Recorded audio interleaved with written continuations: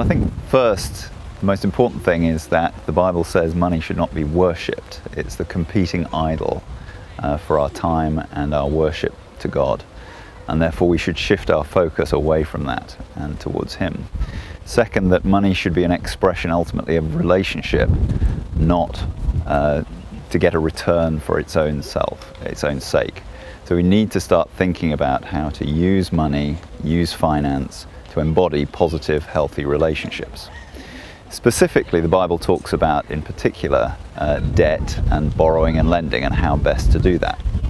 For instance, it has a very strong emphasis on interest-free lending to help others, to relieve poverty, and so on, to cement relationships.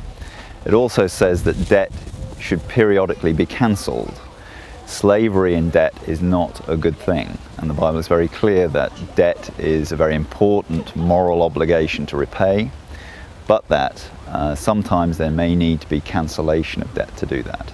Now, sometimes we've embodied that in bankruptcy law in the West, but now may be a good time to start thinking about radical ways in which we need to cancel debt and maybe turn debt into equity. A long-term solution to our problem is going to be getting down our debt burdens, not preserve them and maintain them. One possible alternative that we could start thinking about now is to start moving our house, the way we finance houses, away from debt-based mortgages, more towards rental and rent-to-buy contracts that more equitably share the risk between lender and borrower and avoid the incentives to speculate in the boom and to foreclose in the bust. The church could think about rediscovering what the Bible says about money and finance. We've largely ignored what it says for 200-300 years. Then it could start modeling these teachings within its own congregations. For instance, there may well be a church fund in the congregation for poverty relief, but think about instituting an interest-free loan fund.